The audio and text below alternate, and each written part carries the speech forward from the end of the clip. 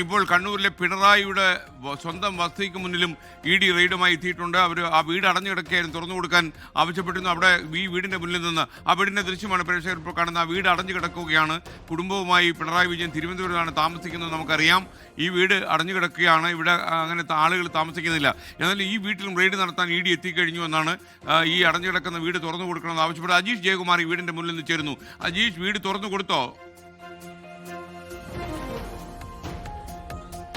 SKN വീട് തുറന്ന് ഇപ്പോൾ ഉദ്യോഗസ്ഥർ പരിശോധന നടത്തുകയാണ്. നമ്മളിപ്പോൾ അതിന് മുന്നിൽ തന്നെയാണ് നിൽക്കുന്നത്. രാവിലെ 6 മണിക്കാണ് ഉദ്യോഗസ്ഥർ ഇവിടെ എത്തിയത്. അപ്പോൾ വീട്ടിൽ ആരും ഉണ്ടായിരുന്നില്ല. കെയർ ടേക്കറെ പിന്നീട് വിളിച്ചു വരുത്തിയതിന് ശേഷമാണ് ഉദ്യോഗസ്ഥർ താക്കോൽ ഉപയോഗിച്ച് തുറന്ന് ഇപ്പോൾ പരിശോധന നടത്തിയിട്ടുള്ളത്. പുറത്ത് സുരക്ഷാ ഭടന്മാരുണ്ട്, ഇഡിയുടെ ഉദ്യോഗസ്ഥർ തന്നെയുണ്ട്. വലിയ പോലീസ് സന്നാഹം തന്നെ ഇവിടെ എത്തിയിട്ടുണ്ട്. മാത്രമല്ല ഇവിടുത്തെ പാർട്ടി പ്രവർത്തകർ ഒരുപാട് പേർ ഇങ്ങോട്ടേക്ക് എത്തുന്നുണ്ട്. ഇവിടെ പരിശോധന നടക്കുന്നുണ്ടെന്ന് വിവരം അറിഞ്ഞ്. അപ്പോൾ അതിനൊരു ഒരു പ്രശ്നം ഉണ്ടാകാതിരിക്കാൻ വേണ്ടിയിട്ട് കൂടുതൽ പോലീസ് ഉദ്യോഗസ്ഥരെ ഇങ്ങോട്ടേക്ക് വിന്യസിച്ചിട്ടുണ്ടായിരുന്നു. ASP അടക്കമുള്ള ഉദ്യോഗസ്ഥർ ഇവിടെ എത്തി സ്ഥിതിഗതികൾ വിലയിരുത്തിയിരുന്നു. ലോക്കൽ പോലീസിനെ ഒന്നും അറിയിക്കാതെയാണ് അവരുടെ ഓപ്പറേഷൻ അങ്ങനെയാണ്. ലോക്കൽ പോലീസിനെ ഒന്നും വിവരം അറിയിക്കാതെയായിരുന്നു ഇഡി ഉദ്യോഗസ്ഥർ ഇവിടെ എത്തി ഈ പരിശോധന തുടങ്ങിയത്. രാവിലെ എത്തിയെങ്കിലും ഇവിടെ ആരും ഉണ്ടായിരുന്നില്ല. കെയർ ടേക്കറെ പിന്നീട് വിളിച്ചു വരുത്തിയ ശേഷമാണ് ഇപ്പോൾ പിണറായി പാണ്ഡ്യാലമുക്കിലെ ഈ വീട്ടിൽ ഇപ്പോൾ പരിശോധന നടത്തുന്നത്. മുന്നിൽ സുരക്ഷാ ഉദ്യോഗസ്ഥരെ നമുക്ക് ദൃശ്യങ്ങളിൽ കാണാം. ചുറ്റും വലിയ പോലീസ് സന്നാഹം തന്നെ ഇവിടെ എത്തിയിട്ടുണ്ട്. ഈ വീടിന്റെ പരിസരത്ത്, അതായത് ഇങ്ങോട്ടേക്ക് കയറുന്ന വഴിയിൽ ഒരുപാട് പാർട്ടി പ്രവർത്തകർ ഈ വിവരം അറിഞ്ഞ് ഇങ്ങോട്ടേക്ക് എത്തിയിട്ടുണ്ട്. പിണറായിയിലെ നിരവധി പാർട്ടി പ്രവർത്തകർ ഇങ്ങോട്ടേക്ക് എത്തിയിട്ടുണ്ട്. എന്തായാലും മറ്റൊരു പ്രശ്നം ഉണ്ടാകാനുള്ള ഒരു സാധ്യത കണക്കിലെടുത്ത് കൂടുതൽ പോലീസ് ഉദ്യോഗസ്ഥരെ ഇങ്ങോട്ടേക്ക് എത്തിക്കുന്നുണ്ട്. ASP അടക്കമുള്ളവർ ഇങ്ങോട്ടേക്ക് എത്തി ഈ സുരക്ഷ മറ്റു കാര്യങ്ങളൊക്കെ തന്നെ വിലയിരുത്തി പോയിട്ടുണ്ട്. ഒരു ക്രമസമാധാന പ്രശ്നം ഉണ്ടാകാതിരിക്കാനുള്ള എല്ലാവിധ സുരക്ഷാ മുൻകരുതലുകളും എടുത്തു എന്നുള്ളതാണ് ASP നേരത്തെ വ്യക്തമാക്കിയത്. കൂടുതൽ പോലീസ് ഉദ്യോഗസ്ഥരും ഇങ്ങോട്ടേക്ക് വന്നുകൊണ്ടിരിക്കുകയാണ്. എന്തായാലും അല്പസമയം മുമ്പാണ് ഇവിടെ ഈ വീടിന്റെ കതക് തുറന്ന് പരിശോധന തുടങ്ങിയത് ഇഡി ഉദ്യോഗസ്ഥർ. രാവിലെ ആരുമില്ലായിരുന്നു, അതുകൊണ്ടാണ് താമസിച്ചത്. കെയർടേക്കറെ പിന്നീട് വിളിച്ചു വരുത്തിയ ശേഷം താക്കോൽ ഉപയോഗിച്ച് പരിശോധന നടക്കുകയായിരുന്നു. എന്തായാലും ഇപ്പോഴും ഇവിടെ CPMന്റെ പാർട്ടി പ്രവർത്തകർ ഇങ്ങോട്ടേക്ക് എത്തിക്കൊണ്ടിരിക്കുന്നു എന്നുള്ളതാണ് ഏറ്റവും പ്രധാനപ്പെട്ട കാര്യം. ഒരു ക്രമസമാധാന പ്രശ്നം ഉണ്ടാകാതിരിക്കാൻ വേണ്ടിയിട്ടുള്ള സജ്ജീകരണങ്ങൾ പോലീസും ലോക്കൽ പോലീസും എടുക്കുന്നുണ്ട്. കൂടുതൽ പോലീസ് ഉദ്യോഗസ്ഥർ ഇങ്ങോട്ടേക്ക് വിന്യസിച്ചിട്ടുണ്ട്, ഇങ്ങോട്ടേക്ക് എത്തിച്ചിട്ടുണ്ട് എന്നുള്ളതാണ് ASP അടക്കമുള്ള ഉദ്യോഗസ്ഥർ പറഞ്ഞത്. അജീഷ് ജയകുമാറാണ് കണ്ണൂർ പിണറായിയുടെ വസതിക്ക് മുന്നിൽ നിന്നും വിവരങ്ങളുമായി ചേർന്നത്. അദ്ദേഹത്തിന്റെ വസതിക്കുള്ളിലേക്ക് ഇഡി ഉദ്യോഗസ്ഥന്മാർ കയറി കഴിഞ്ഞു. അത് അവർക്ക് അടഞ്ഞു കിടന്ന വീടിന്റെ താക്കോൽ ലഭിച്ചു. അവർ ഉള്ളിൽ കയറി അന്വേഷണം തുടങ്ങിയെന്നാണ് നമുക്ക് ലഭിക്കുന്ന വിവരം. ദീപക് തർമ്മ ലേറ്റസ്റ്റ് വിവരങ്ങളുമായി കോഴിക്കോട് നിന്ന് ചേരുന്നുണ്ട്. ദീപക്, ഇപ്പോൾ ചില മാധ്യമങ്ങളൊക്കെ പുറത്തുവിടുന്നുണ്ട് പിണറായി വിജയനെ ഇഡി ചോദ്യം ചെയ്യുന്നു, മൊഴിയെടുക്കുന്നു എന്ന രീതിയിൽ. നമുക്ക് ലഭിച്ച വിവരം എന്താണ്? SKN ED എന്തായാലും അങ്ങനെ ചോദ്യം ചെയ്യുന്നില്ല. അത് മറ്റാരെങ്കിലും ചോദ്യം ചെയ്യുന്നുണ്ടോ എന്നുള്ള അറിയില്ല. അത് തെറ്റായ വാർത്തയാണെന്നാണ് ED പറയുന്നത്. EDയിൽ ലഭിക്കുന്ന വിവരം 2 പേരെയാണ് ചോദ്യം ചെയ്യുന്നത്.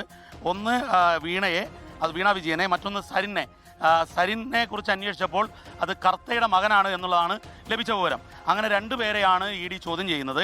12 കേന്ദ്രങ്ങളിൽ റെയ്ഡ് നടക്കുന്നു. നമുക്ക് ദൃശ്യങ്ങളിലേക്ക് പോയാൽ കാണാം. ഇപ്പോൾ മുൻമന്ത്രി മുഹമ്മദ് റിയാസിൻ്റെ ബാപ്പയുടെ പേരുള്ള വീടാണ്. ഇവിടെ തന്നെയാണ് മന്ത്രി ആയിരുന്ന സമയത്തും ഒക്കെ മുഹമ്മദ് റിയാസ് താമസിച്ചിരുന്നത്.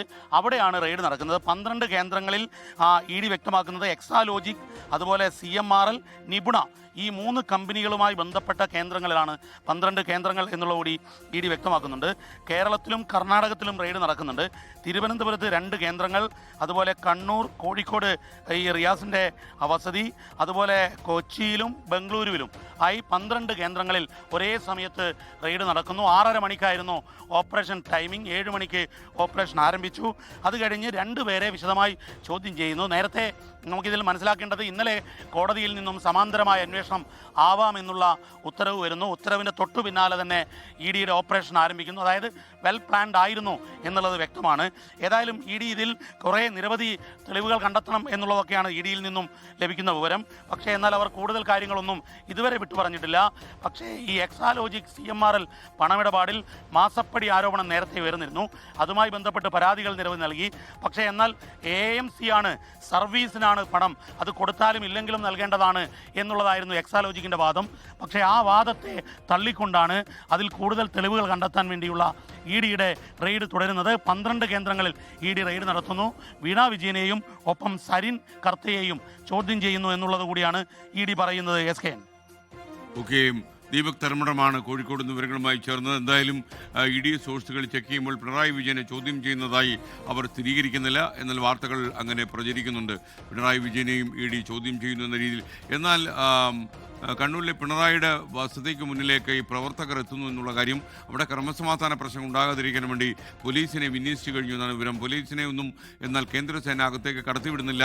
ഇ.ഡിയും ഉദ്യോഗസ്ഥൻ മാത്രമേ ഇപ്പോൾ ഈ റെയ്ഡ് നടക്കുന്ന കേന്ദ്രങ്ങളിൽ ഒക്കെയുള്ളൂ. മറ്റുള്ള പോലീസ് ഉദ്യോഗസ്ഥന്മാരെല്ലാം പുറത്താണ്. തിരുവനന്തപുരത്തെ ബേക്കറി ജംഗ്ഷനിലെ വസതിക്ക് മുന്നിലും നല്ല പോലീസ് സന്നാഹമുണ്ട്. പക്ഷേ പോലീസിനെ അറിയിക്കാതെയാണ് ഇ.ഡി ഉദ്യോഗസ്ഥന്മാർ ഈ 12 കേന്ദ്രങ്ങളിലെത്തിയത്. ആലുവയിൽ നിന്ന് വിഷ്ണു സുരേഷ് കൂടി നമുക്കൊപ്പം ചേരുന്നു. വിഷ്ണു, യഥാർത്ഥത്തിൽ ഈ CMRL ഓഫീസിൽ ആരെങ്കിലും ഉദ്യോഗസ്ഥന്മാർ എത്തിയിട്ടുണ്ടോ? എന്താണ് നമുക്ക് ലഭിക്കുന്ന വിവരം?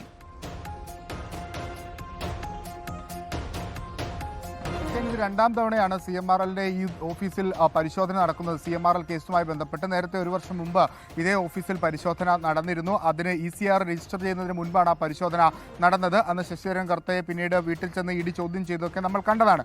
അതിന് പിന്നാലെ ഇപ്പോൾ ഈ കേസിന്റെ അടുത്ത ഘട്ടത്തിലേക്ക് അന്വേഷണം പോകുന്നു എന്നുള്ളതാണ് ഈ പരിശോധനകളുടെ ഏറ്റവും പ്രധാനപ്പെട്ട കാര്യം. അതായത് ഈ ചോദ്യം ചെയ്യാൻ വിളിപ്പിക്കാൻ പോകുന്നത്, അതായത് ഈ എക്സാലോജി കമ്പനികളുടെ ആളുകളെ ചോദ്യം ചെയ്യാൻ വിളിപ്പിക്കുന്നതിന് മുൻപുള്ള ഒരു റെയ്ഡ് ഇന്ന് സാധാരണഗതിയിൽ ഇ.ഡി അത്തരത്തിലുള്ള റെയ്ഡുകളിലേക്ക് പോകാറുണ്ട്. അത്തരമൊരു റെയ്ഡാണ് ഇപ്പോൾ നടന്നുകൊണ്ടിരിക്കുന്നത്. നേരത്തെ CMRL മുന്നോട്ട് വെച്ച ചില പ്രധാനപ്പെട്ട വാദങ്ങളുണ്ട്. ഇത് പ്രൈവറ്റ് മണിയാണ്. അതോടൊപ്പം തന്നെ ഇന്ററിം സെറ്റിൽമെന്റിന്റെ അന്വേഷണം ഇതിൽ ഓൾറെഡി നടന്നിട്ടുണ്ട്. രാഷ്ട്രീയ പ്രേരിതമാണ് ഈ ആരോപണം. ഇതിൽ കള്ളപ്പണം വെളുപ്പിക്കൽ നിയമപ്രകാരം ഉള്ള വകുപ്പുകൾ ചേർക്കാനാകില്ല തുടങ്ങിയ കാര്യങ്ങളൊക്കെയാണ് CMRL മുന്നോട്ട് വെച്ചത്. പക്ഷേ ഇ.ഡി പറയുന്നത് നിലവിൽ SFIO അന്വേഷണം നടക്കുന്നുണ്ട്. SFIO അന്വേഷണത്തിന്റെ റിപ്പോർട്ട് ഞങ്ങൾക്ക് മുമ്പാകെ ഉണ്ട്. അത് വേറൊരു അന്വേഷണമാണ്, കമ്പനി ആക്ട് പ്രകാരമുള്ള അന്വേഷണമാണ്. പക്ഷേ ഞങ്ങൾ പരിശോധിക്കുന്നത് ഈ കേസിലെ കള്ളപ്പണ ഇടപാടുമായി ബന്ധപ്പെട്ട് അത് നടന്നിട്ടുണ്ടോ എന്നുള്ളതാണ്. അതിന് പ്രധാനപ്പെട്ട കാര്യം ഇതിൽ 62ഓളം വരുന്ന പൊതുജന ഷെയർ ഉണ്ട് എന്നാണ് നമുക്ക് മനസ്സിലാവുന്നത്. പബ്ലിക് ഷെയറും അതോടൊപ്പം തന്നെ ചില പേഴ്സണൽ വ്യക്തികളുടെ ഷെയറും ഒക്കെ ഉണ്ട്. ആ ഒരു പശ്ചാത്തലത്തിൽ അത്തരം പണം ഉപയോഗിച്ച് ചില തട്ടിപ്പ് അല്ലെങ്കിൽ ക്രമക്കേടുകൾ നടത്തിയാൽ സ്വാഭാവികമായും അന്വേഷണത്തിലേക്ക് പോകാൻ ഇ.ഡിക്ക് റൈറ്റ് ഉണ്ട്. ആ ഒരു പശ്ചാത്തലത്തിലാണ് ECR രജിസ്റ്റർ ചെയ്തത്. കോടതിയും സമാനമായ നിലപാട് സ്വീകരിക്കുന്നു. അതായത് ECR രജിസ്റ്റർ ചെയ്തതിൽ മറ്റു പ്രശ്നങ്ങളൊന്നുമില്ല. ഇ.ഡിക്ക് അന്വേഷണം സുഗമമായി മുന്നോട്ട് കൊണ്ടുപോകാമെന്ന് ഇന്നലെ ജസ്റ്റിസ് TR രവിയുടെ ബെഞ്ച് ഉത്തരവിട്ടു. അതിന് പിന്നാലെ തന്നെ എൻഫോഴ്സ്മെന്റ് ഡയറക്ടറേറ്റ് അന്വേഷണം കടുപ്പിക്കുന്നു, അല്ലെങ്കിൽ അന്വേഷണത്തിന്റെ അടുത്ത ഘട്ടത്തിലേക്ക് പോകുന്നു. ഒരു പക്ഷേ സമീപകാലത്തൊന്നും ഇത്ര ക്വിക്കായി ഒരുപക്ഷെ ഈ സ്വർണ്ണക്കൊള്ളയൊക്കെ വരുന്ന ഘട്ടത്തിൽ കോടതിയിൽ നിന്ന് ഉത്തരവൊക്കെ ലഭിച്ചെങ്കിലും അത് അത്ര പെട്ടെന്ന് ഫാസ്റ്റായി അങ്ങനെ ഇ.ഡി ആക്ട് ചെയ്തിരുന്നില്ല. പക്ഷേ ഈ കേസിൽ അങ്ങനെയല്ല. കോടതി ഉത്തരവ് വന്ന് 24 മണിക്കൂർ തികയുന്നതിന് മുൻപ് തന്നെ 12 കേന്ദ്രങ്ങളിൽ പരിശോധന നടത്തുന്നു. അതിൽ വീണ വിജയന്റെ സാന്നിധ്യം ഉണ്ടായിരുന്ന എല്ലായിടങ്ങളിലും പരിശോധന നടത്താനുള്ള തീരുമാനത്തിലേക്ക് പോകുന്നു. അതിലൊന്ന് ബംഗളൂരുവിലെ ഓഫീസാണ്, മറ്റൊന്ന് കണ്ണൂരിലെ വീട്, മുഹമ്മദ് റിയാസിന്റെ വീട്, ഒപ്പം തിരുവനന്തപുരത്തെ വീട്. ആ വീടുകളിലൊക്കെ അതോടൊപ്പം തന്നെ മറ്റ് 1-2 കേന്ദ്രങ്ങളിൽ കൂടി വീണ വിജയന്റെ സാന്നിധ്യമുണ്ട്. അവിടെയെല്ലാം പരിശോധന നടത്താൻ പോകുന്നു. ഈ പരിശോധനയുടെ ഒരു ലക്ഷ്യം ഇനി വീണയുടെ വിശദമായ ചോദ്യം ചെയ്യലിലേക്ക് പോകുക എന്നുള്ളത് തന്നെയാണ്.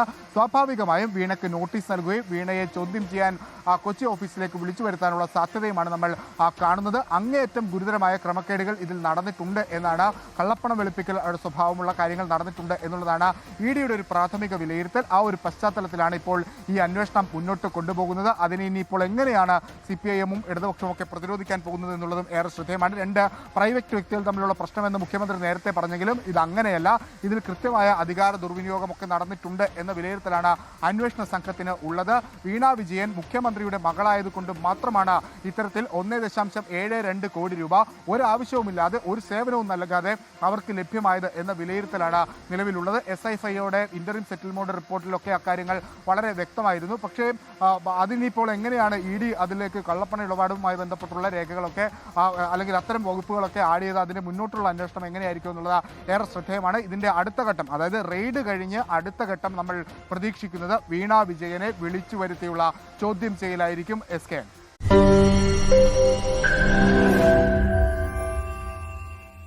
ലോകത്തെവിടെയായാലും ഏത് സമയത്തും 24 വാർത്തകളും ഓഗ്മെന്റഡ് റിയാലിറ്റി പാക്കേജുകളും എക്സ്പ്ലെയിനറുകളും വിശദമായി കാണാൻ ഞങ്ങളുടെ YouTube ചാനൽ നിങ്ങൾക്ക് സബ്സ്ക്രൈബ് ചെയ്യാം.